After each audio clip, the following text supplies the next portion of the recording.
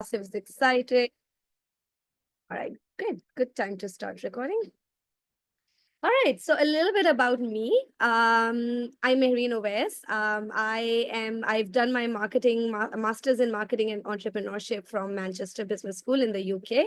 I'm an ICF executive and leadership coach, and a lot of my work draws from mindset, from emotional intelligence, and neuroscience. So I use all these different modalities to, help people realize their potential, move ahead on their learning journeys, and achieve their goals. I love facilitating. I love conducting workshops, interactive workshops. I run a lot of learning courses. That's something that I really, really enjoy. It comes from the soul from me. Um, I work at Grit Coaches. That's the company that's bringing you this wonderful collaboration. And I also am associated with the Neuro Leadership Institute in the UK. Again, they bring in a lot of neuroscience and merge it with leadership. I feel experience has more to do with meaningful connections than years, but I've still put the number of years there. But my experience literally comes from the fact that I've met lots and lots of people as I've moved across the world. I've lived in lots and lots of countries, lots of continents. Saudi Arabia being one of them. I'm currently in Pakistan. I've lived in other countries such as, in Europe, in Africa, and that kind of just adds to the coaching experience that I've built. So I'm going to give you a few seconds to scan if you feel like connecting with me on LinkedIn. That is the barcode right there, and you can scan it with your phones.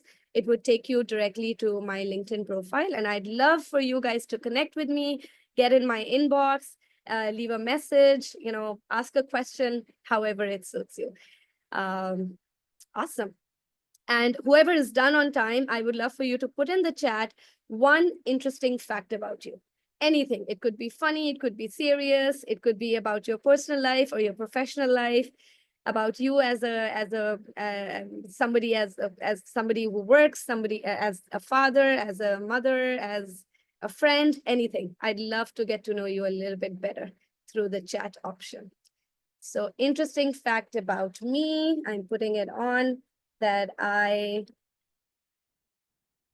wake up super early. So I wake up at 4 a.m. and I love to go for a run by 5 p.m. You're okay. Somebody says they're a positive thinker. All right. So I'll go ahead while you guys are typing. Very briefly about Grit Coaches. That's the company I'm representing today. And it's a wonderful, wonderful platform brought by the dynamic Khatija Osman, who you see on the right side. She couldn't join us today. But Grit Coaches is, the vision is to help people realize their true inherent potential that they're born with, and to help them realize that, overcome anything that's coming in the way of it. So a lot of what that I would be talking about today is the vision of Grit Coaches. Again, there's an email ID over there. If any of you feel like connecting with us, if you're interested in any of the programs we run, we'd love to hear from you. All right, so today's topic, hopefully we'll do a lot more of these sessions, but today's topic in the Lead Forward series is the growth code. The idea is to understand what is the link between mindset and learning, and how do we make the most out of that. So whatever you learn today would be in three aspects.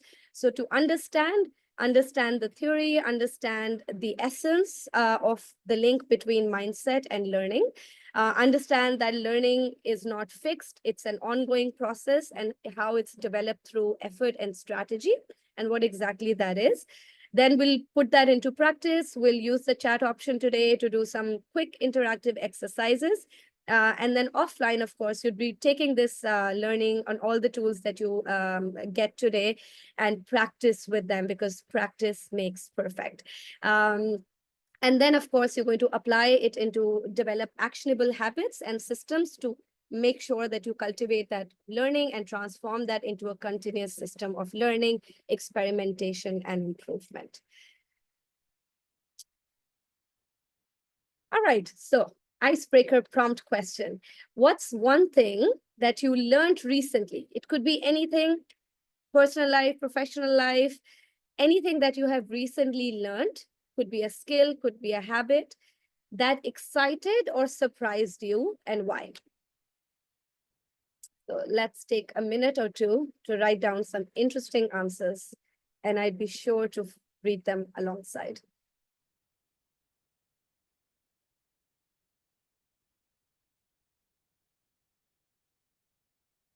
So the more you engage, the more your brain muscles will get used. All right, Saad says how to be diplomatic and communicate effectively. Okay, what excited or surprised you about this? Ahmad Atif says analytical abilities. All right, learn to live with odds. That's an interesting one. Culture adoption. Yeah, I'm guessing you're in a different country than the one you were born in, Fizan. Yeah, I've had to do that many times. I've moved a lot of times, lived in many, many different countries for the last 1.5 decades, and adapting to culture and learning from it with a growth mindset is something that I'm very proud of. All right. So keep typing because this is an interesting exercise for your brain. Right. So I'd like to talk about what is the art of learning, right? We talk about learning, we talk about growth, but what exactly is the art of learning? So I'd love to recommend this book to you. It's by Josh Waitzkin. Anybody who's heard about him, please send me a thumbs up. If you've read this book, send me a thumbs up. So he's a chess protege. Anybody plays chess here? Please pop in a yes in the chat. And from the age of 6, he started playing chess, and he won many, many, many championships, and of course got a lot of success. Okay, Jay, Amir, all of them play chess. I'd love to learn that sport. I'd really, really love to. So hopefully soon. So he was he had many successful championships, but there came a point where he started to feel burnt out because his chess journey became very performance oriented rather than joy driven. So there came a point where he actually parted ways with chess, and where he picked up a new learning opportunity, which is martial arts. So in his book, he talks about how he got really good at one journey, which is chess, and then how he applied the same learnings of the same pathway to learning that he did for chess to learn martial arts and actually get quite good at it. So the two main learnings that I want to stick to you and here in this presentation today is that the key to mastery or the key to learning is not talent. Growing up in this part of the world, that's what we were always told, that you have to be really, really talented to be really good at something or to be able to learn and master a skill. But that is not true. The most essential ingredient is love for the process of learning. And note here that I say the process of learning. It's the process that matters, and that's what sticks. And second, mindset, resilience, and learning from failure are some of the most important ingredients that could make you move ahead in your learning journey with confidence, with grit, and of course, with a lot of positive results.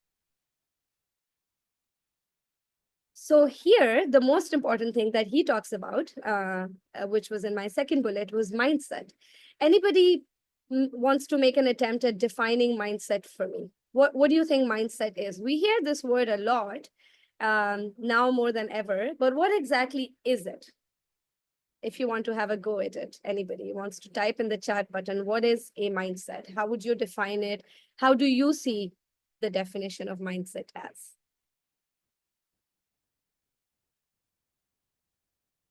Fawad says the way you perceive things. Yeah, you're very close. Attitude. Why is it important? Does anybody want to tell me that?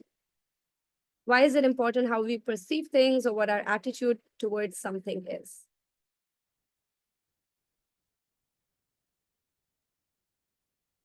Okay. Focus, definitely. Jay, it definitely helps us focus better. Process to understand happenings as per situation. Mindset makes your path ahead. That's beautifully expressed, Fezan. Kaleem says a mindset is a set of beliefs, attitudes. Yeah, it's a big definition, but you are correct. So mindset is everything that is happening up here. So all our thoughts, all our beliefs, our perceptions, how we make sense of the situations and the world around us.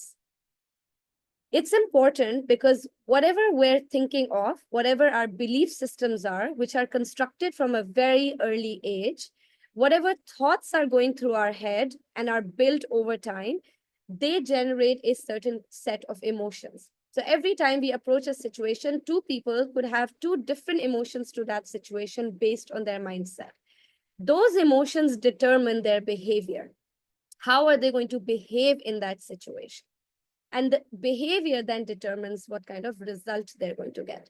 So two examples, one person could have a mindset around, let's say they're delivering a presentation, and one person A has a mindset of learning. He says, I'm really excited to see how this goes. So yes, I'll volunteer to present. So his behavior came from very positive emotions and positive thought process.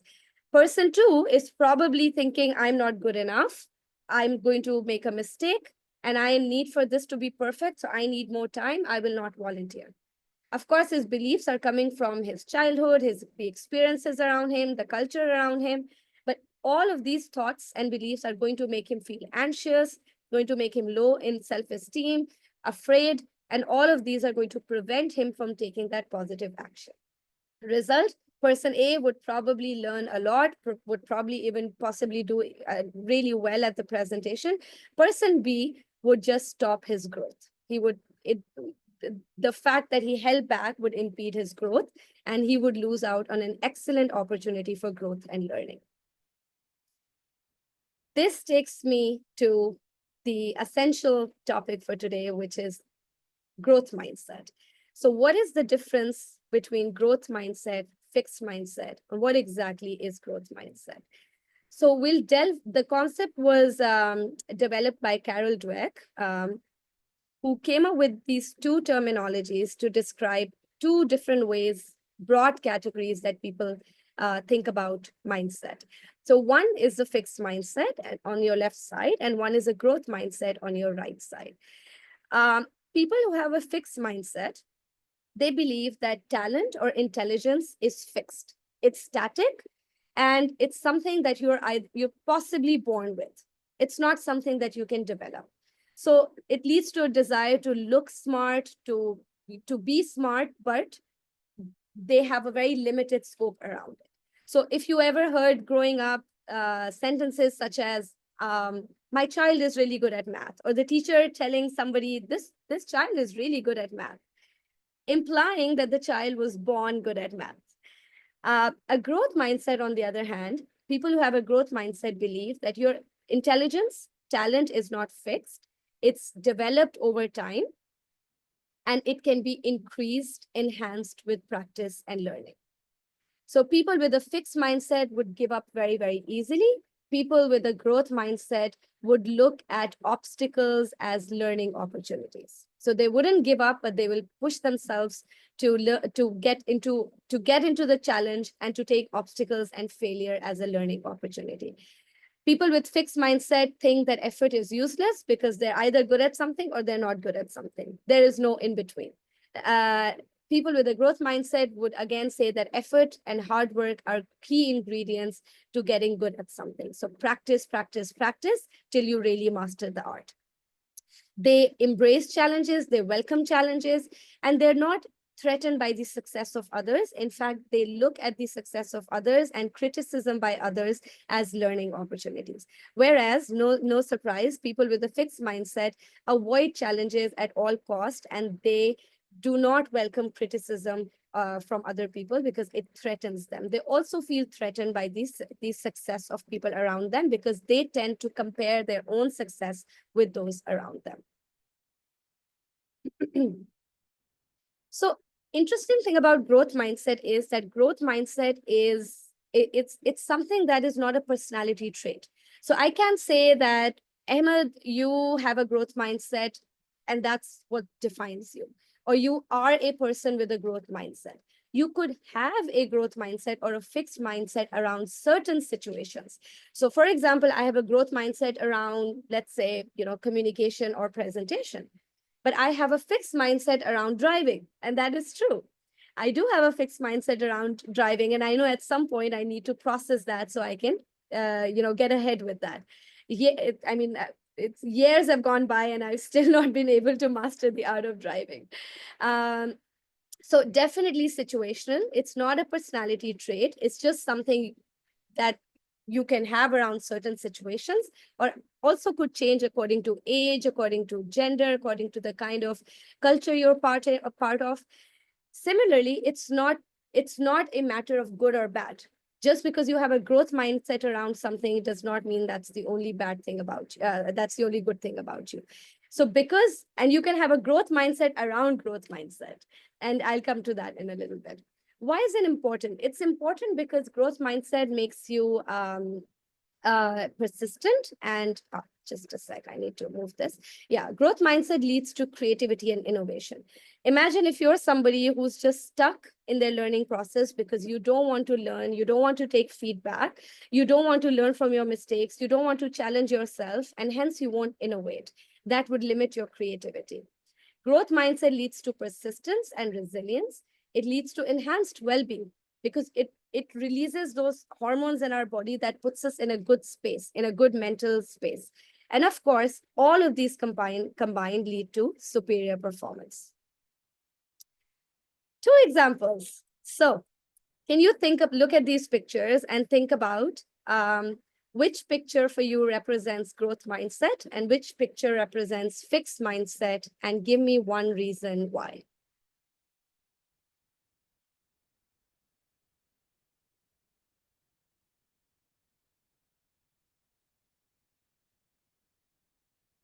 Kodak, fixed mindset, absolutely. Can you tell me why? What makes you say that they had a fixed mindset? Of course, we know what happened with them. And that's no surprise. They were pushed out of the market. Sorry, Uh, can you again your question? which picture, rep, which company do you think had a growth mindset, and which company has a fixed mindset, and why? All right, I'm getting some good answers and some, yeah. Mm-hmm.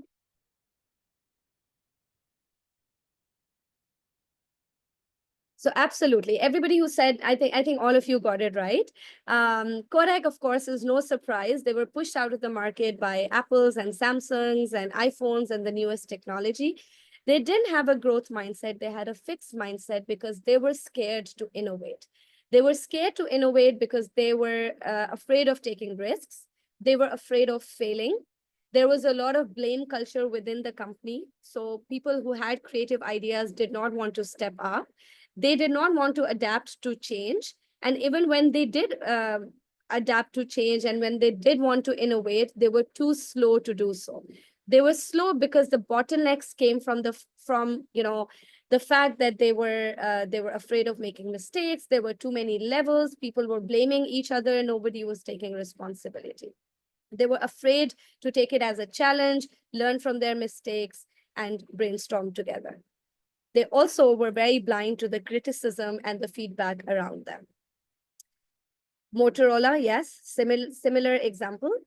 Ben and Jerry, on the other hand, has a growth mindset. Another company that pops up in my head that has a growth mindset is Microsoft.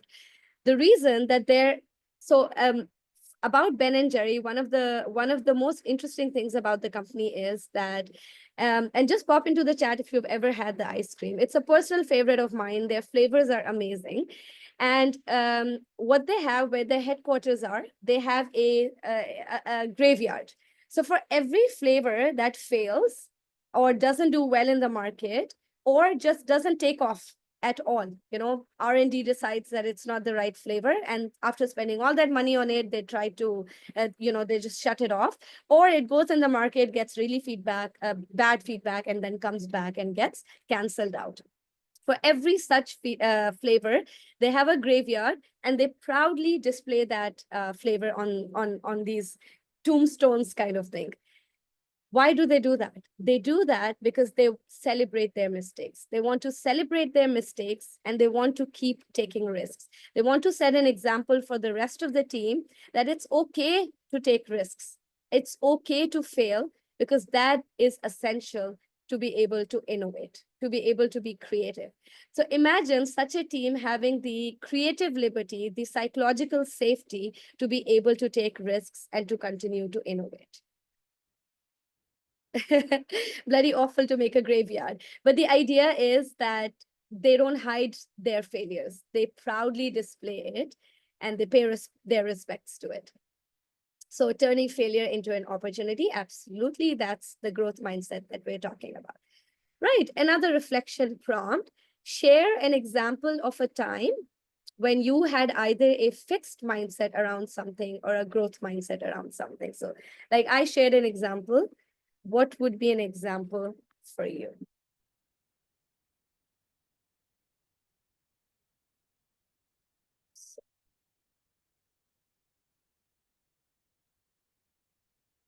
So while you're typing, I'm quickly going to keep track of time. So just give me a few seconds while you're typing.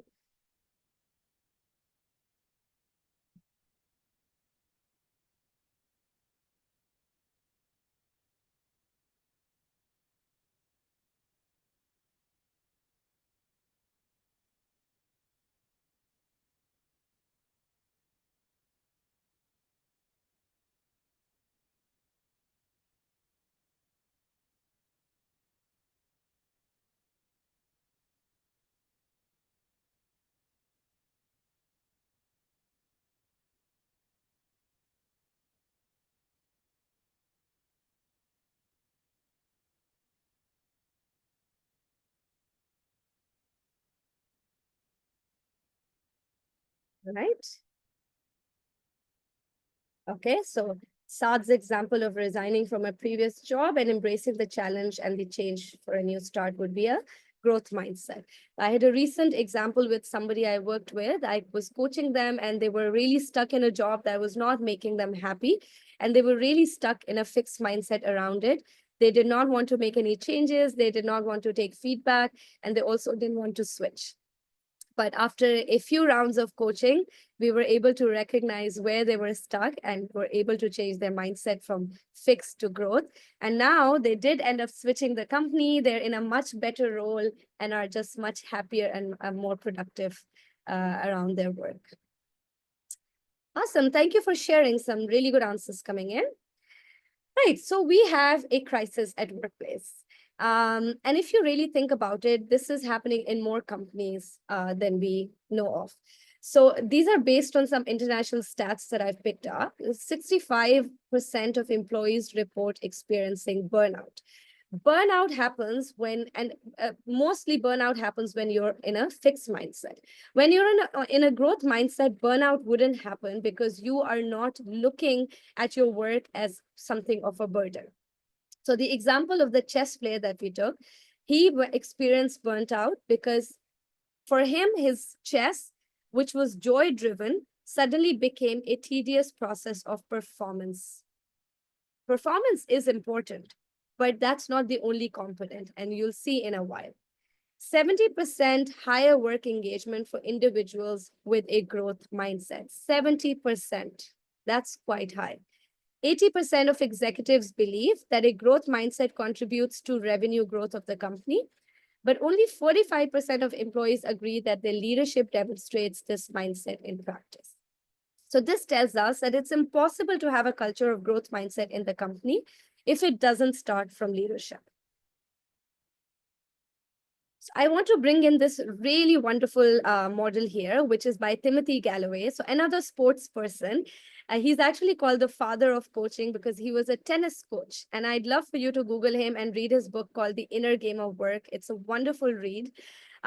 He talks about potential. All of us are born with potential. All of us have potential. But why does our potential not equal our performance? What's coming in the middle of our potential is interference. And what is this interference?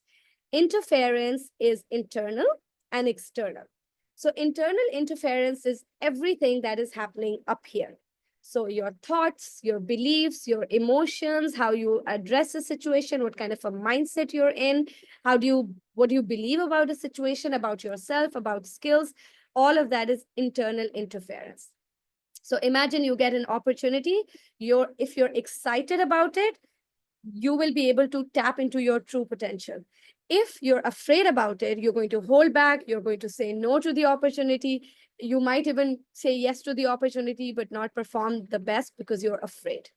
So that's where the gap comes.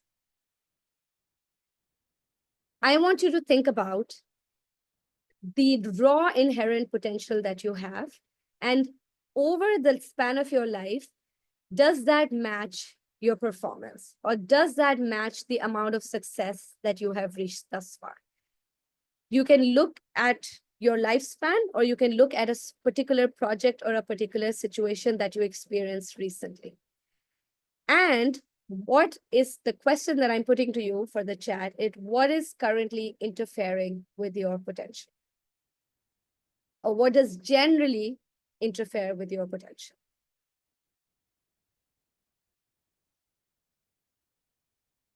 So a few obvious answers while you're thinking is that sometimes, what will other people think? What if I fail?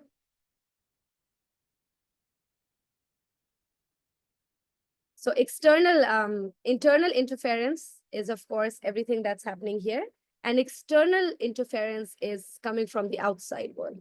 People's opinions, of course, roadblocks in the company, roadblocks in the economy. But how do we deal with it is more important.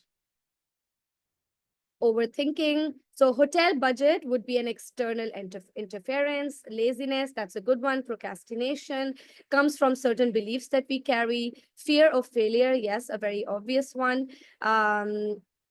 Being ambitious in more than one path, yes. So multitasking or switch tasking, doing too much at the same time. These are also important aspects because neuroscience tells us that we're not wired, our brains are not wired to do too much at the same time.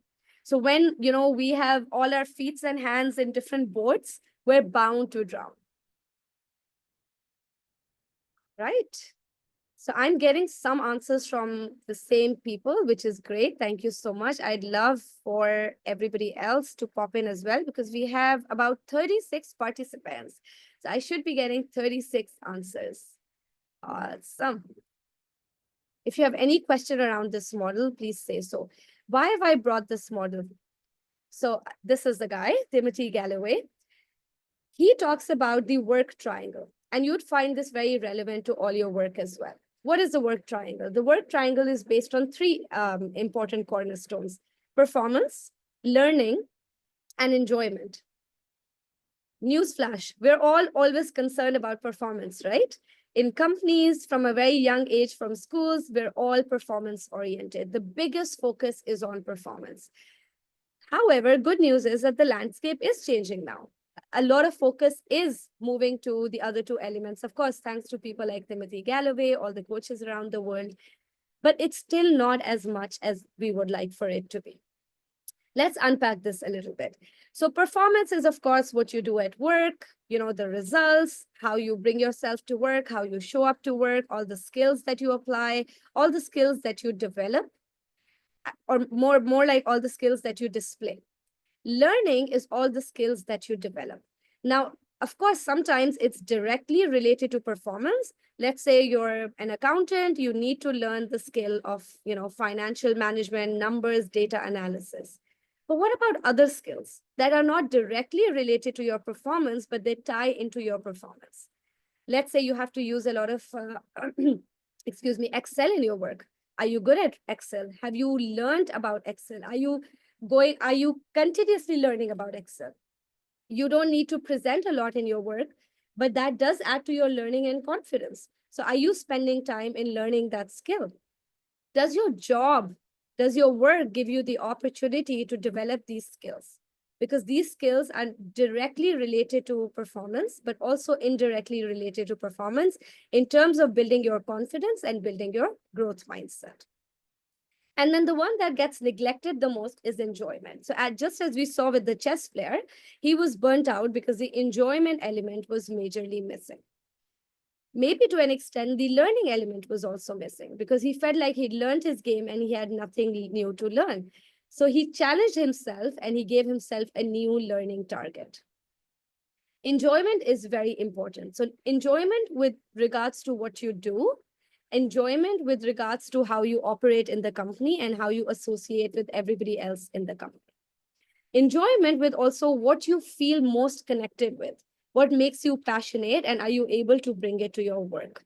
And if you're not able to bring it to your work, how are you striking the balance?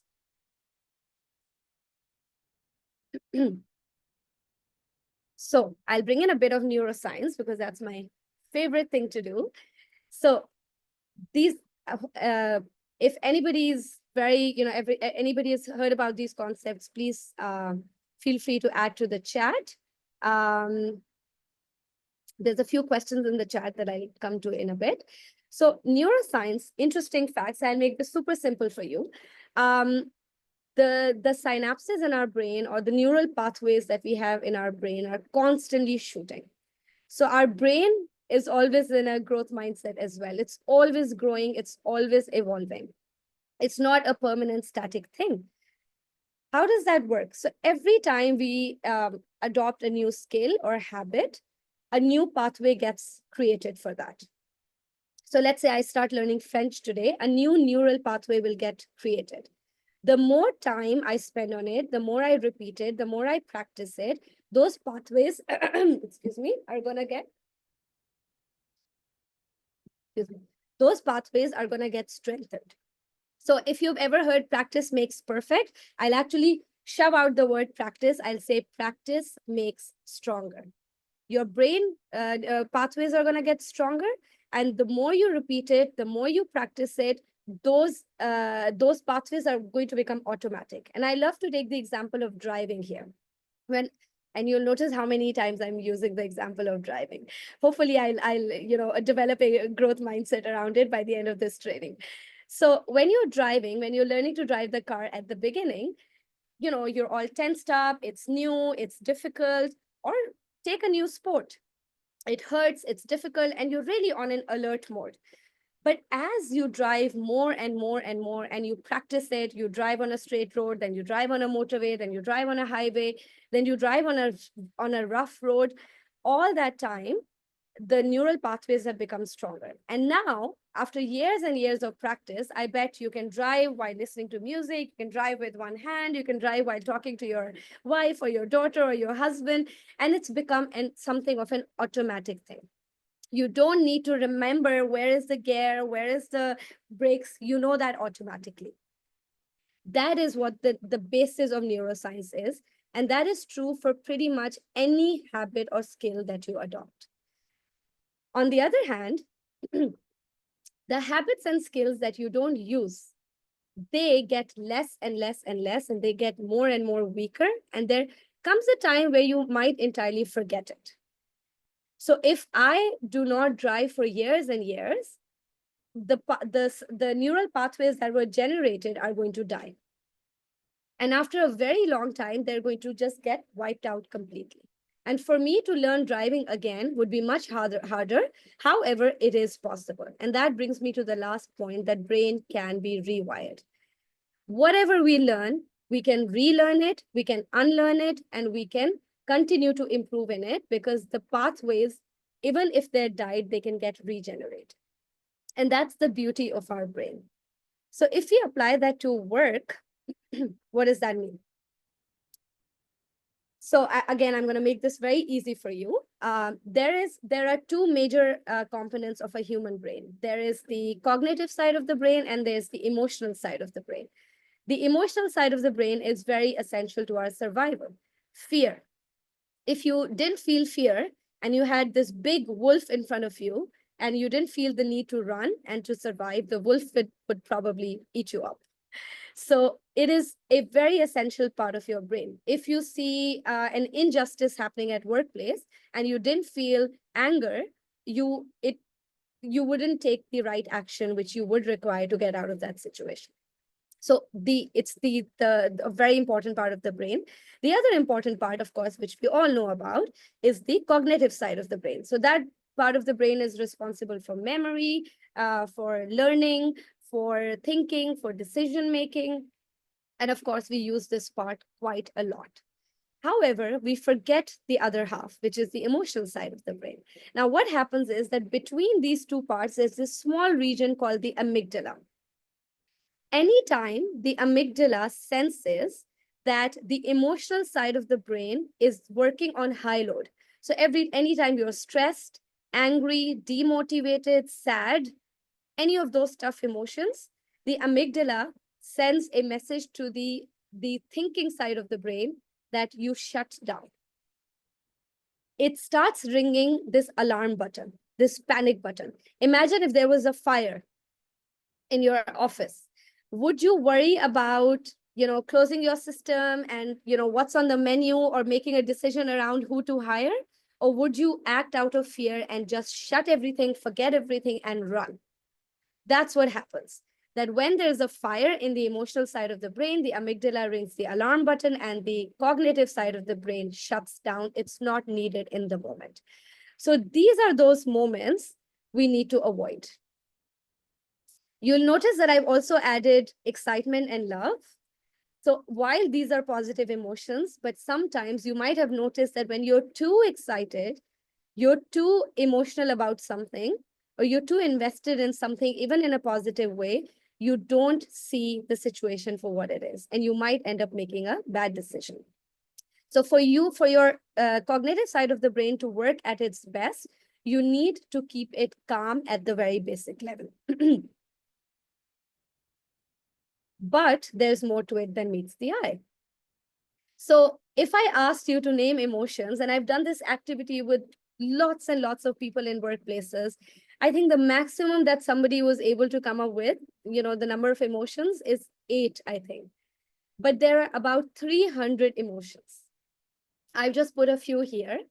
And I want you to see this as a spectrum. So the yellow is when these are the emotions when you have high energy, but they're pleasant emotions. So they make you get a lot of energy just because they're pleasant. Excited, joyful, happy. These are still positive emotions, the ones in green, but they give you low energy. They require low energy from you. So when you're relaxed, you're peaceful, you're calm. On the left side, the high energy emotions, but unpleasant emotions are anger, anxiety, being overwhelmed. And on the unpleasant side, again, emotions that require less energy from you are being sad, lonely, depressed. And they also put you in a zone of low energy. What does that have to do with work, you might be wondering? So when you are in the red zone, this takes me back to the picture where your amygdala has sent a signal to your cognitive brain to shut down. So your cognitive brain is not working and you are barely surviving. This is not a zone where you will be able to take decisions, where you will be able to take good decisions, where you will be able to problem solve. No. The blue zone is when you're burnt out. So you've kind of given up. You're still surviving, but you're completely burnt out. So this is when you give up on your work. A lot of times people who procrastinate are in this zone. People who are unable to move ahead with their goals are in this zone. So our idea is to move from the left side to the right side. When we are in the renewal zone, which is the green zone, that's when we are recovering. And when we are in the yellow zone, this is the performance zone. This is when you're the most creative version of yourself. You're excited, you're happy, and you perform the best. And your cognitive side of the brain helps you make the best decisions when you're in this zone. Can you always be in this zone though? No, because if you were always in this zone, you will get burnt out. So you need to operate between these two zones, and you need to be self-aware as to when you need to be in what zone. So very quickly, thank you for people who already did that. Tell me currently, which zone do you find yourselves in most of the time?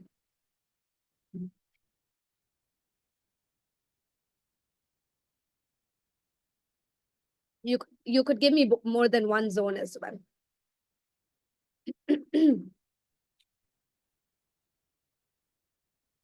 Green, lots of green, yellow and green, green and yellow. That's really good news. I'm yellow on weekends and blue on weekdays. Okay, I wonder why. Usually it's the other way around. Orange. So that's more like a red, but yeah, orange sticks as well. So I hope I'm saying your name right. Actually, I won't say it, but if you're in the orange zone, I think that's where you really need to take a step back, look at what are the factors that are making you stand in the orange or the red zone, because that's where your potential is not matching up to your performance. How to move from blue to yellow zone? That's a really good question. And that is what today's session is about. Because when you build a growth mindset, you will be able to move from blue to yellow. Where do you think the people with fixed mindset are? Or if you have a fixed mindset around a situation, you're very likely in the blue or the red zone. And if you have a growth mindset, you're in the yellow and the green zone. Imagine if I came into this session thinking that I'm not going to do a good job, so I'm going to be sad. I'm going to be in the blue zone. Now, let's say one of you in the session gets up, comes off mute and says, we don't like the way you're doing this. Your presentation skills are not great, and we have some feedback for you to improve. Do you think I would say, yeah, sure, give me feedback. I'm really excited to listen. I'd probably get angry at you. So then I'll move from the blue zone to the red zone. So how do I move from the yellow zone, from the blue zone to the yellow or the green zone is where ladies and gentlemen will move. But before I do a bit of, I tell you about it, I'm going to let you use your cognitive side of the brain. So I'm going to give you a quick case and you're going to tell me what this person should do. So meet Mo. He has heard some difficult feedback from his manager about his performance. So just as he heard the feedback, another news flash broke to him that there's a new software that will replace the software that he knows very, very well. So on one side, he didn't get good feedback. And on the other side, he felt that I'm really good at this software. I've been using it for the last 15 years. I'm the expert in this software. And now a new software is coming that I know nothing about. So his manager told him that the training for the new software will begin shortly. But he kept on finding ways to argue back with the manager that the old software was so much better. There is no need for the new software. And there was a lot of resistance from his side to get the training. Growth mindset or fixed mindset?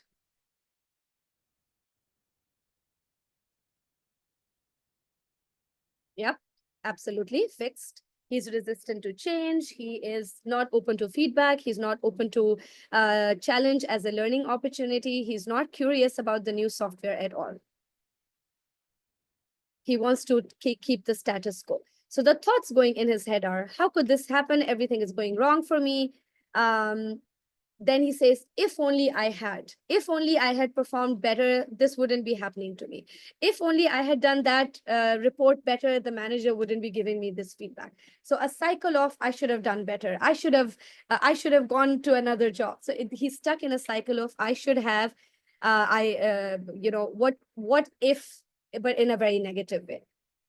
Then, of course, he shifts the blame to the manager. The entire accountability is with the manager. He doesn't like me, is never happy with me. The new software will prove I'm not smart. I will fail again. I'm going to be fired. And of course, he questions the change. All right, a minute or two. How can Mo reframe his mindset to move from fixed to growth?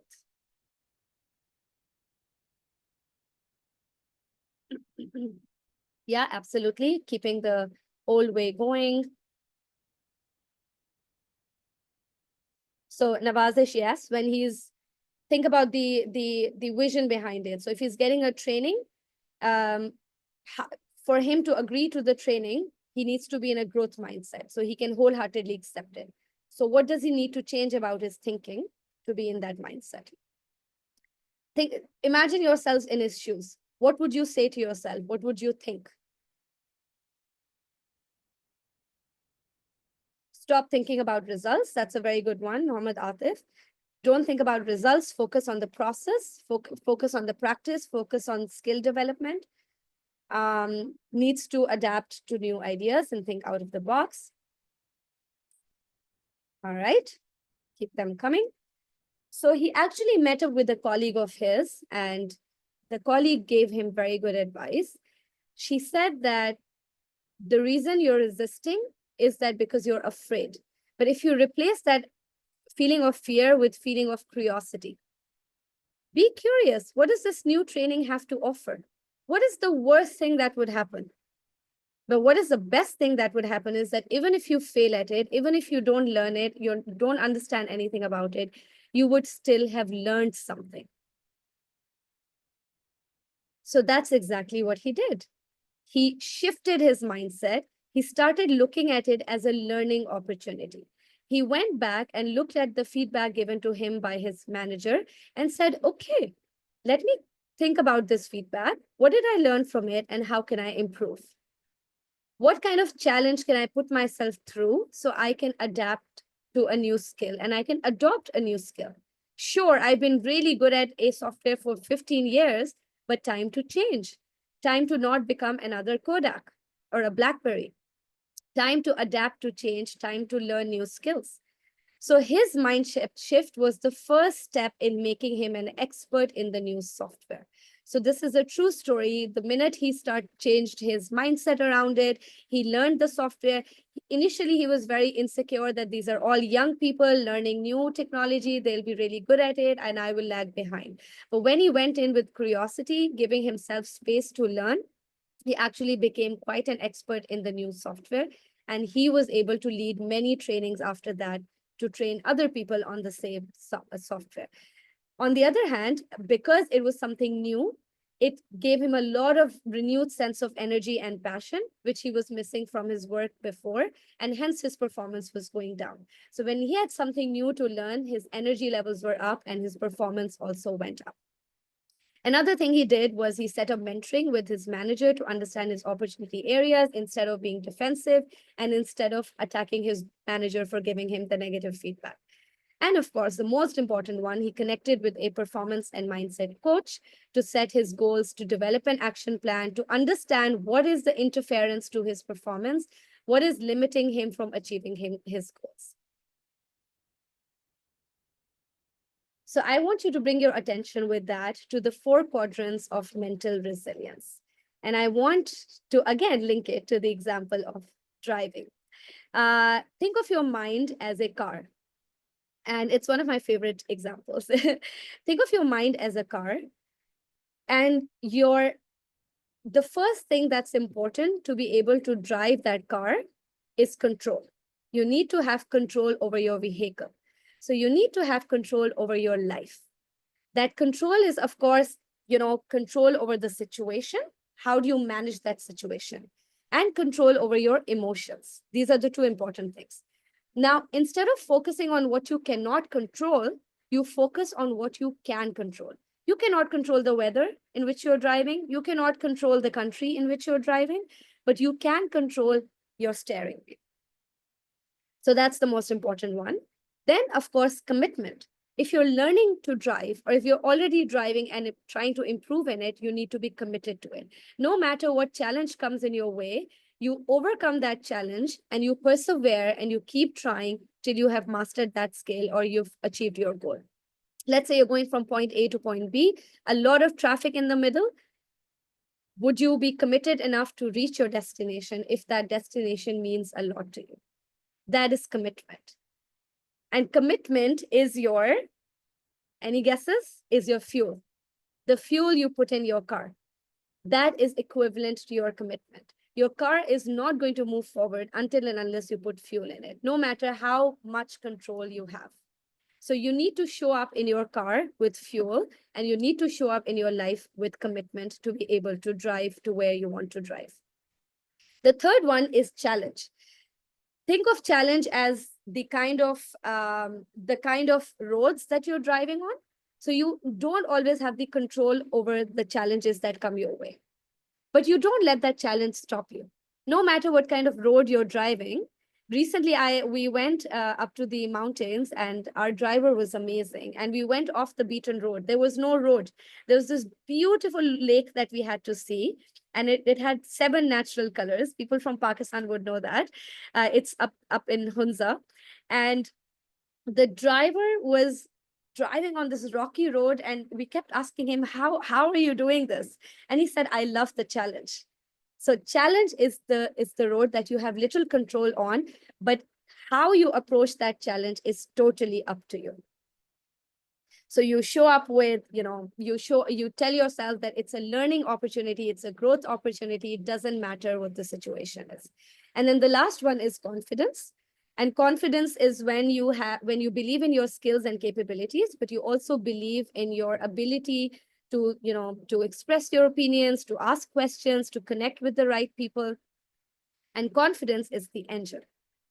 So again, the one of the most important things to be able to drive your vehicle in the first place. All right. So with that, again, another sports example. Sir David Brailsford, if anybody has heard about him, he's a very, very well-known cycling coach, and he's, coached many, many cycling teams for success. And he talks about the theory of marginal gains. So he says that the idea of making a huge improvement is overrated. The idea is to make 1% improvement only. Just as 1% improvement is very important, 1% decline is very important as well. And the irony is that we tend to ignore both. We discount our 1% improvement because it's not a lot, but those 1% improvements accumulate over time, and those small changes lead to big differences, big outcomes. Similarly, when you decline a little bit, you think it's no big deal, but it adds up over time, and the difference becomes really huge. So if you look at the diagram on the right side, the difference between a person who's just ready all the time, and he's just 1%, and this is very true for people who are cycling and racing. And we've all heard the story of the rabbit and the tortoise. It's just 1% improvement, but they show up with consistency, with commitment. And then there's a person who's just sitting back and relaxing, because what difference does it make to be lazy on one day? What difference does it make if I take a week off? But over time, consistently done, that decline adds up. Similarly, our eating habits. What difference does it make if I have one Coke or eat one burger? What difference would it make if I went for a walk for one day? But it does. Over time, it makes a difference. And that is the kind of approach you need to take to your learning process. What do I learn every day? What do I learn? How do I improve by 1% every single day? As long as that 1% keeps on happening, you are golden. All right, so we're going to talk about a few growth mindset habits. Try to accumulate all that we've learned so far into practical, applicable skills that you can apply to your work and even personal life. So I've put this down to 3 main categories of habits: growth language, focus on progress and process over performance, and number 3, collaborate and communicate. So we'll just get deeper into each of them. So what is growth language? And of course, all of these habits put you in a growth mindset. So anybody who was asking me, how do we move from blue zone and red zone to green and yellow zones? Here are your answers. So a few strategies. Start using I statements. Every time you feel the urge to put the blame on somebody else, or to blame life, or to blame the manager, or to blame the colleague, I didn't do well because he didn't give me instructions. I didn't do well because they didn't give me enough time. I didn't do well because of XYZ reason, which is related to somebody else, but not to you. Flip it around and start saying I. You not only take responsibility, but you also take the steering wheel in your hand. You take control over your situation, over your life. Second, instead of, you saw with Mo that one of the statements that he used was why. So he said, why me? Why is this happening to me? And he also said, why the change? Why is this important? Instead of that, let's start using words which are more growth oriented, such as how. How can I do this? How can I improve in this? How can I make this better? What? What does this tell me? What do I learn from this? What do I need? What do I need for that 1% improvement? What else? And again, push yourself a little bit more when you ask yourself what, to say what else. And sometimes you can also say who else? Who can help me in this? And who else can help me in this? And I personally vouch for this, that when you change your why to how, what, when, where statements, you automatically move from a fixed mindset to a growth mindset. Like we saw with Mo, switch your shoulds and musts to coulds and cans. Because when you talk in the language of should and must, you're limiting yourself, you're resorting to fear, and you're really tuning into limiting language. But when you say what can you do, then you're opening yourself to what is possible for you. And your brain automatically starts thinking of how to do that rather than reminding you of what's not possible. And finally, avoid extremes. And we do this so much. We all are guilty of this. We would say, I can never do this. I can never get this report done in time. My manager has given me 24 hours. It's impossible. I am always, I'm always somebody who shows up late in meetings and my manager is upset at me. I always have low confidence. All of these are extreme languages. So you have to avoid these extreme languages and move from a tone of catastrophe to a tone of possibility. What is possible for you? I am struggling to write my report. I wonder, what can I do? What do I need? What helps me move to a more possible state? Constantly reminding yourself that this is not possible puts your brain in the panic mode that we talked about. But to remind your brain that there is a possibility, it automatically puts your brain in a positive state. And the kind of hormones that release from your brain let your cognitive side of the brain function effectively. So that's the first habit. The second habit is progress and process. So we talked about marginal gains, and I'll start with that. That's the second element of this habit. With marginal gains, while you're understanding what is your 1% improvement, a very applicable way of going about this is to ask yourself where you stand, and you create three scenarios around it. So what happened? Let's say if you're in a situation right now, let's say you're struggling with Excel. What was the situation 3 weeks or 3 months before? What is the situation now? And what is going to be the situation 3 months or 3 weeks from now? So you create this timeline for yourself, which not only motivates you to, move in that incremental way, but also gives you a lot of confidence when you've moved along that timeline, because it helps you see how far you've come rather than just focus on the outcome. So I can say that, maybe after 3 months, I'm still not very good at Excel, but I'm not going to focus on the outcome. I'm going to focus on what happened in those 3 months. What did I achieve in those 3 months? So that is also very directly related to the theory of marginal gains. Then I'll come to the first one, which is the power of yet. So one of the stickiest ways to stick this habit of progress and process is to master the habit of adding yet to your statements. And we're going to get into a little practice for that. I'm not good at Excel. That's statement one. And statement two is I'm not good at Excel yet. Which one landed better for you, you think? So I want you to do that for yourself. In the chat button, put any statement that have been limiting you for the past few days or weeks or months, and then put a yet next to it and send it my way.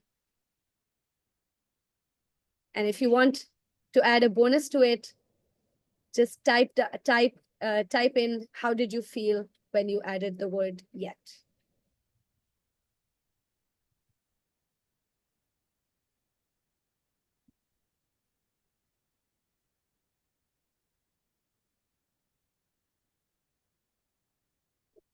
Williams, absolutely. It's a great learning process for daily improvement on the job for exceptional feedback. Iftikhar Rasool says, I have yet to taste a failure. Okay, hold that thought. I'm going to come to that. I'm not getting into a routine yet. Excellent use of yet, Saad, which shows you that it is possible for you. You haven't done it yet, but you are able to do it. I'm not in the best shape yet. Excellent. And then the next question you can ask yourself is, how do I get there? What is the first thing that I need to do? What is the first 1% change I need to make in order to be in the best shape? I've not been able to find how to overcome procrastination yet. Again, an excellent example. And then how do I go about it? It hasn't happened yet, but how can it start happening for me? What is the first 1% incremental change that I need to make? And automatically it gives us something, right? And I want to bring in this example. Again, it's one of my favorite examples to quote. It's about Will Smith. If he recently wrote a book, if anybody's read that book, if you haven't, do read it. He talks about his childhood memory where his father asked him to construct a wall. He was very young, in his early teens, and he said, I was overwhelmed. How can a small child build an entire wall of the house? And he said, days passed by, me and my brother, we were not able to achieve anything. We were not able to even construct half a wall, forget the entire wall. And after a few days, our father came in and said, what happened? Why are you guys not working? And he said, but it's a big project. We don't even know where to start. It's impossible for us to do. And the father said, What is impossible? And he said, building the wall is impossible. And the father said, what wall? Forget about the wall. There is no wall. You see a brick, just pick up that brick and put it on. You see another brick, you pick that brick up, you put it on. And that's it. That's all that you have to do. So he started doing that with his brother. And again, you'll see this is the 1% incremental change that I'm talking about. This, every day they would say, we'll pick up a few bricks. The next day, we were able to pick a few more. And before we knew it, by the end of the summer, the wall was there. So that is the power of yet and the theory of marginal gains. Then, of course, the discomfort zone. So put yourself in a discomfort zone. Don't be easy. The minute you feel, we looked at Mo's example, he was easy. He'd learned this software. He was comfortable with it, and he was not putting himself in an uncomfortable position. Whenever we learn something new, whether it's a sport, whether it's a habit, whether it's something work related, whether it's a skill, we always struggle in the beginning. My 5-year-old is learning how to skate, and she's done 4 classes. And after every class, she comes and whines for 5 minutes how it's hurting her body. It's so difficult. And I tell her that's really good news if it's hurting. If it wasn't hurting, that would be a bigger problem. So you have to be uncomfortable to be able to get somewhere. And finally, the fourth aspect of this habit is learn to accept your mistakes. In fact, make mistakes. So whoever said I've yet to make a mistake, my friend, you need to make at least 5 mistakes every day. That's my homework assignment to you. I met somebody once and they said that every day they were a senior leader, and they said that at the end of the day, he used to do a debrief with his team. And he never asked, what did you achieve today? His first question was, what mistake did you make today? And I want to know about it. And it pushed people to not only think of the mistakes, but also learn from the mistakes, and also encourage them to make mistakes, to take those risks and not worry about what would happen as a result, because their mistakes were celebrated externally and internally. And in order to be able to be in that learner mode, to be curious, you have to make mistakes. So starting from tomorrow, all of you have this homework project that you have to make at least one mistake every day, and talk about it at the end of the day with either yourself or your coach or somebody in your team. And if you all are leaders leading teams, then start asking this question as part of your debriefs. What mistake did you make today? Or what mistake did we make today as a team? And what do we learn about it, from it, rather? Right. So the third habit is collaborate and communicate. Marine, First, Marine, sorry. I'm extremely sorry for Yes, just a go ahead. quick intervention. Thank you. Yes, please go ahead. So basically, we've almost got to more than half time of the session. Yeah, yeah. And I think some of the cameras might have stopped functioning, or the brain Okay. has stopped functioning. So let's give everybody a bit of break. And the poor lady has been talking continuously. And I tell you, this is not easy stuff. This is quite some weightlifting that you're doing today. So we'll take a 2 minutes break. I request everybody to please switch on your cameras. And I want to give you a few assurances. One, I would have done some mistakes in structuring the program the way it is, and I'm only a human. I would request each one of you to please come back to us and say, what we could have done differently. Most of you would have my LinkedIn. You could drop me a message there or drop a message to Alia and Misha. The reason, gentlemen and the ladies, is we thought that to go that far, that this industry has got the problems almost more severe than the healthcare. Healthcare works Eid, New Year, Christmas non-stop, and so is our industry. You never find that a mall or a mosque or a church or a club is left unattended, but there's no security, and so are the hospitals. So we work in under tremendous pressure that we work 24/7. Second, and I made this statement in a conference few years back, and I was not much liked, that once we go to dine at a restaurant, we always give some tip to the person who was serving us, and we pass him some smiles and we say thank you. But once we have attended a cricket match peacefully and we come out, we never say thanks to the security officers who were guarding that place. We might dance it out all night through in the club, but we never say thanks to the bouncer because we feel he's doing his duty. Well, so was the waiter, right? And so was the doctor. But we tend to say thanks to people from whom we get direct, tangible benefits at the same time. So our industry is in a bit of challenging state, and very few and far in between, if at all, some think of giving these energy bites back to the community. We did it, and it would have not been possible if I had not met the lady called Khadija Usman. I'm sure she will become present in the next sessions. But for today, we have Mehreen representing grit coaches. And my story with them is I was in a very, very difficult state of my job, almost about to quit it. And I met a coach who had 3 sessions with me and made me realize that my problems are not exactly half of what I think my problems are. And I repeat it slowly again.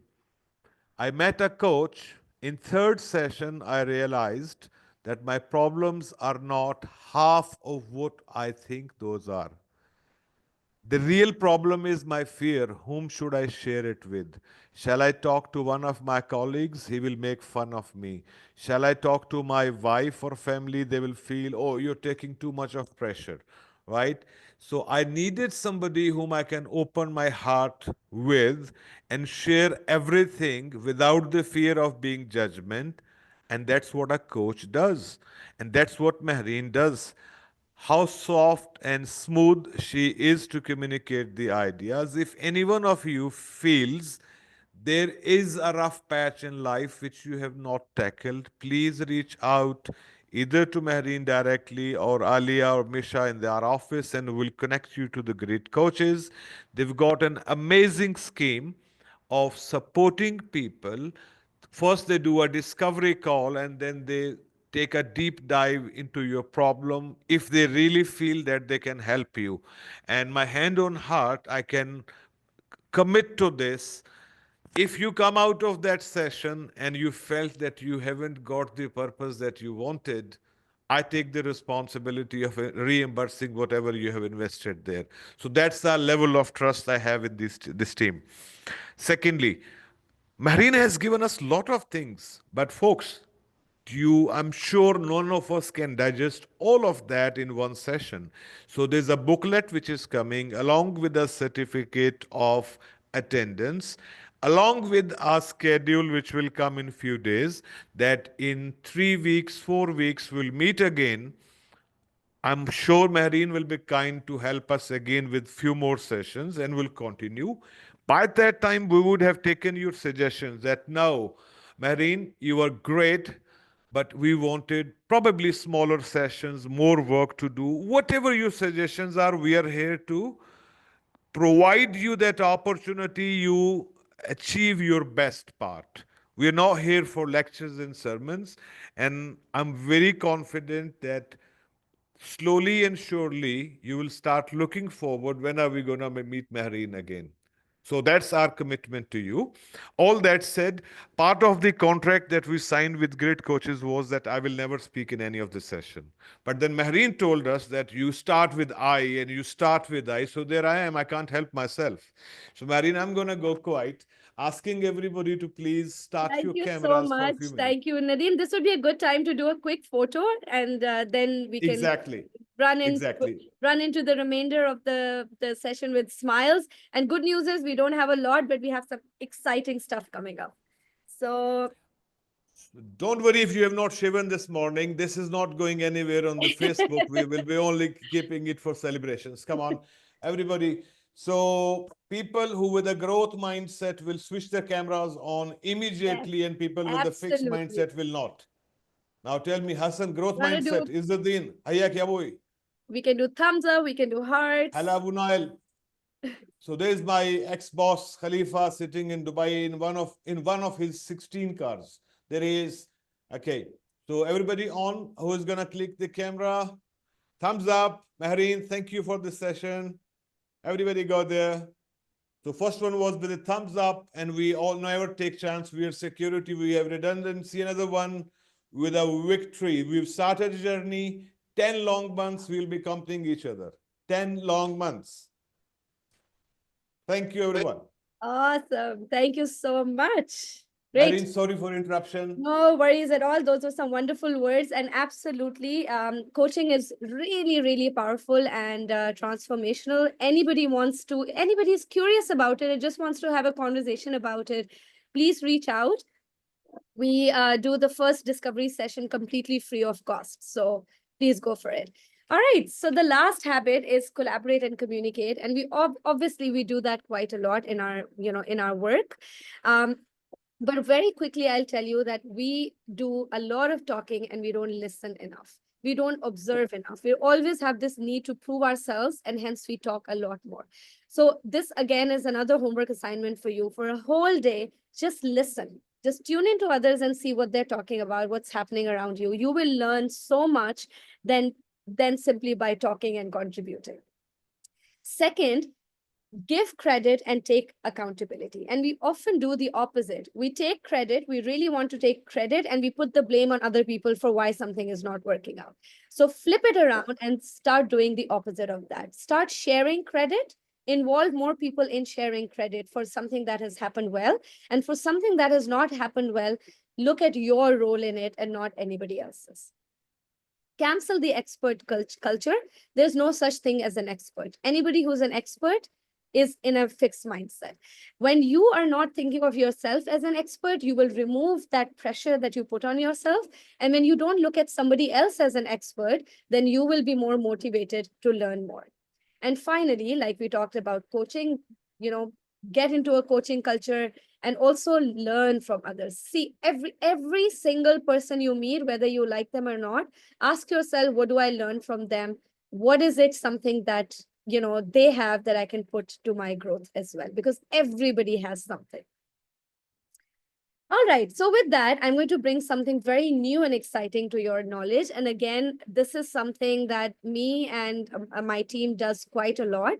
So if the next 2-3 slides really interest you, drop me a message and we'll make it happen for you.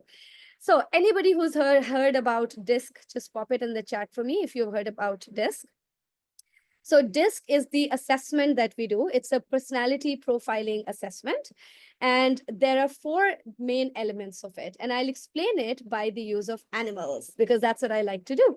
And it's easier. We all know animals, we all know birds, and we use that information to know something, to learn about something that we don't know. So there are 4 elements, broad elements. There's let's start with D. D is dominance or directness. That's our ego. These are the people who are very direct. They're very good at decision making. They're usually our leaders. That's a peacock. That's influence. So these people are those who love interacting with people, love connecting with people. They inspire other people. And just like a peacock loves to show off the feathers, loves to, have an audience, just like that, these people thrive by having an audience, connecting with people. They're extrovert, and they really, really connect with people to get the job done. People who are steady, who have steadiness, are like the dove. They're calm, they take their time, they are slow decision makers, but they don't get burnt out fast. They're very good at connecting with people as well, but they're mostly introverts, and they'd like to do things slowly. And they're usually people who have a lot of empathy and who have, operate with a lot of kindness and are very good at collaboration. And finally, the wise owl. These are, and I would imagine a lot of you would actually, I'd love to hear in the chats what you associate with.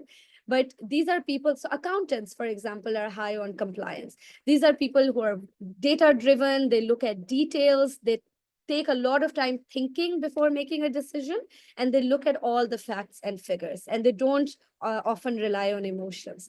And such people are also very low, they're mostly introverts and not extroverts. They like to work alone rather than engage with a lot of people. So I've pretty much taken you through all of this, but I'll take you some, what does this have to do with learning? So DISC is a great way to not only know what your learning style is. So if you do an assessment with me, the reports we generate are amazing. They give you so much insight into who you are and what is your natural learning style, and it helps you adjust your performance and mindset accordingly. But also, if you know the disc styles of people in your team, if you're managers and leaders, then again, you can adapt the work according to that. So again, people who are high on, D, they keep the best thing to do with them is that they thrive on challenge. So give them lots of challenges, give them opportunities to lead, give them stretch goals, give them the ability to make decisions, because they really thrive on that. They are very competitive and it helps them be motivated. People high on I make learning fun, engaging, social. If you are that person, make learning fun for yourself. Make sure that you are working with lots of people, because that gives you motivation. Do group activities, and really find a way to build on your ideas and energy.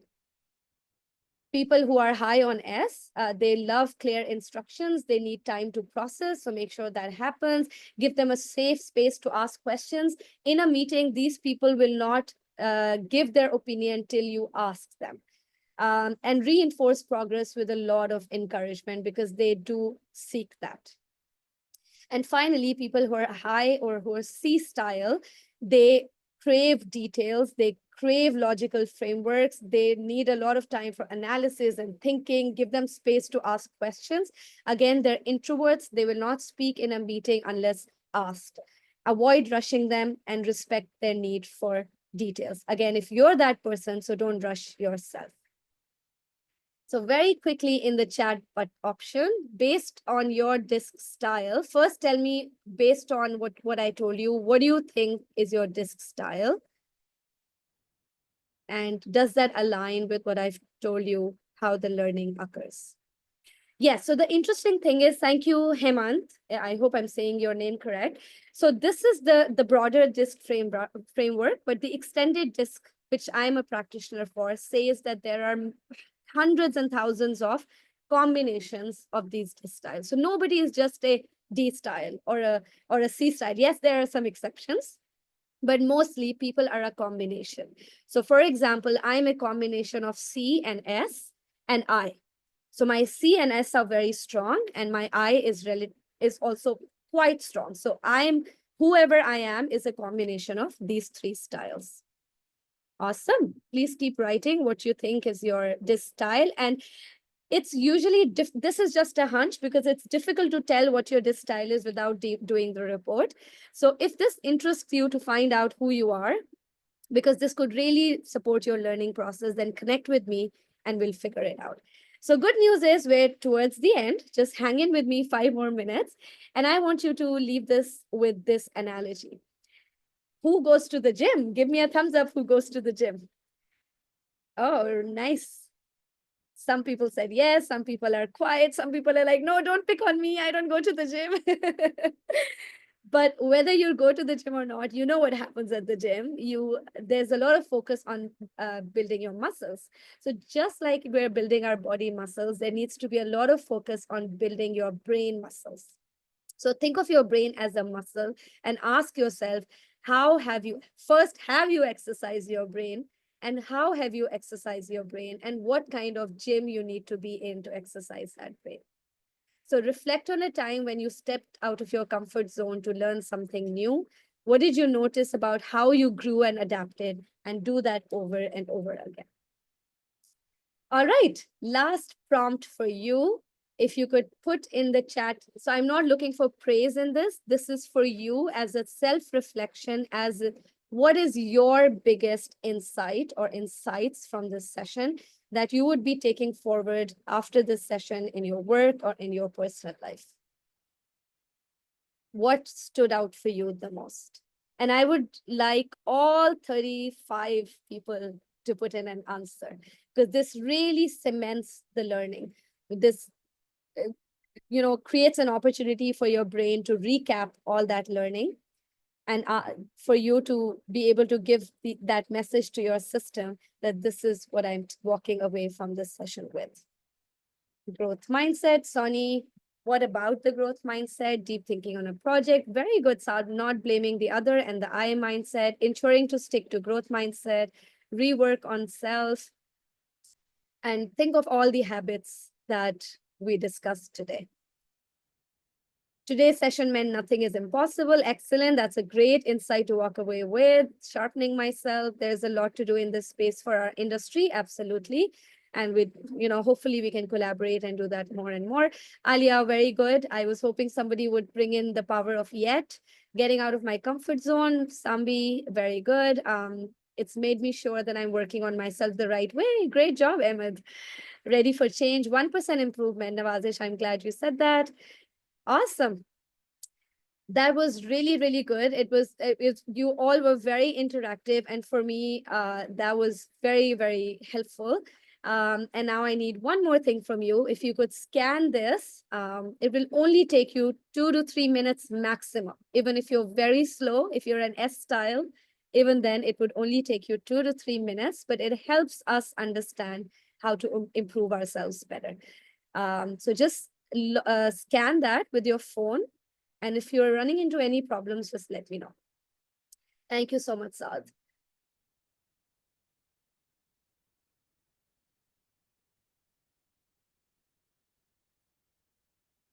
Somebody has blocked Nadim's camera. I don't know who it is, but please open it up. He really wants to be seen. Nadim, I'm very interested to do your disc profile. I'd love to know what are your main components. Although I can't see you. I don't know where you are. Your camera, somebody has disabled your camera, it seems. Nobody else but my office There you are. manager, Oh, there lovely you Alia. are. There you are. All right. So if you're done, just type in the chat done. When I see a bunch of dones, then I can move on. Saad says I'm using the phone, so can scan. No, all you need to do is just open your camera. Open your camera, put it on this image, and it would take you to the link directly.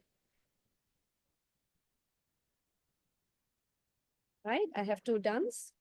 So Saad, if you're still running into a problem, let me know or reach out to one of the admins. But it's really very simple. All you need to do is just open your camera and don't take a picture. Just put it on this barcode and it would take you to the link directly, just as you scan the menu at restaurants. Okay, I've got 3 dones. Let's get about 10 dones before we move on. Just moving to the last slide for Q&A now. So a chance for anybody to come off mute and talk. All right, so while you guys are filling out the forms, people who are done, you're very, very welcome to come off the screen and, come off mute and share your comments, share your questions. We can stay for another 5 minutes if that's okay, Nadeem, for people to ask their questions and comments. Absolutely fine. Right. It's their day, it's their time. So I rather thank you for extending those 5 minutes. Thank you, Mariam. Most welcome. I had a great time with all of you. Everybody was very engaging. And of course, the feedback would help. But please come off mute and, just share anything that's resonated with you.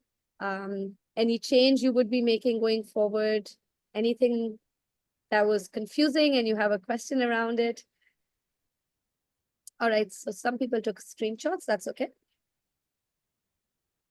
All right, so Amer, I hope I'm saying your name correctly, or Amer, has very graciously shared a link for everybody who's using their phone. So please refer to that. All right, Ahmed, no need to raise hands, just come off mute. All right. First of The guy all, who makes this is no Ahmed. mistakes, am I right? Well, for my mistakes, I'm sure that my wife will give you at least 12 for me today. So Yeah. I'm on the right path. All right. First of all, this is Ahmed here from Amman, Jordan. Mehreen, thank you very much for this very fruitful session. I'm really glad that I had this talk with everyone here today. Thank you very much again. I just want to share a quick thing. I was one of those people who had a very narrow mindset. At some point of my career in my life, I thought that I knew it all. I came from I left one of my jobs thinking that I have the best experience of it all. Nothing can beat that. And there were a lot of lessons in my career, but I didn't listen to the right thing until like I really faced my fears and really like moved forward. For always, I believe that the first step is the hardest step. Once you get that step done, everything will move forward. Everything that you said today is really met up with everything that I worked on and I am still working on. Thank you very much again. I hope that in our next meeting or sessions, we will be sharing more and we will be sharing more about your driving skills. Thank you very much. Yeah, maybe by the end of 10 sessions, I need to learn my driving now. Inshallah, Yeah, inshallah. inshallah. Thank you so much for sharing your story. That was really beautiful and deep. And I'm so Thank you, glad thank that you. you were able to move yourself from a place of stuck to a place of unstuck and momentum. Awesome. Yes, thank you very much. Anybody else?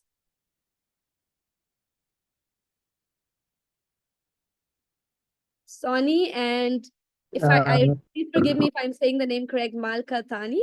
Is that correct? Yeah, I saw you guys laughing at my driving jokes a lot. So I'd love for you to come off mute and share something. Marine, I would love to ask just one query regarding the environment. I am Fazan. I hope you I can see you listen. now. Okay, I see you. Yeah, I would just love to ask that if you're working in environment there where there is a prefixed mindset going on, just prefixed mindset everywhere, either you're under command or you're the senior level, and you want to come up with the ideas and you want to go with the thinking out of the box, which I already have mentioned, but there are certain issues that you are facing. So how you should manage that atmosphere while working in the prefixed or fixated mindset that they don't want to go, and they say, okay, what is going on, just do that, don't go here and there, just Yeah. be on one path. So what do you say? You have been wonderful. I have never listened to a coach before this. I have never got the coaching. It's been around 24 years in my professional life, but it's wonderful to hear you. I really appreciate it. Your comments on this thing. Thank you very much. Thank you so much. That's a wonderful question. That what if you have a growth mindset, but the company you're working in or the environment you're working in has a fixed mindset? So of course, if when you have a growth mindset, you have the unique capability to inspire people around you. So a lot of times, by the way you are functioning, you will start making those 1% changes in people around you as well. Because it's human tendency to be, to learn from others and be inspired. So if you can make that change, great. If that change is not happening, then of course, open communication, open dialogue. If you're brave enough, talk to your manager and say, I believe that, there is something that needs to change and this is what it is. And if still that doesn't go anywhere, and this is something we talk about when we do the DISC profiling as well, that as an individual, you need to understand and realize which environments let you thrive and which environments really limit you. So the environment that lets you thrive is your environment, and the environment that's holding you back, it's time to move away from that environment. So yeah, and that of course also requires a lot of introspection, a lot of growth mindset. Like the example I took of the individual, incidentally, I saw many people signing in from Saudi Arabia. He also worked in Saudi Arabia with the company, and he finally made the switch into a different company because he realized that the environment was not supporting him. And it took him about 6 coaching sessions to realize that and to come up with the courage to do that. And he's now very, very happy in his new job and thriving. So yeah, I hope that answered your question. Sonia, I saw you unmute yourself. So do you want to add something?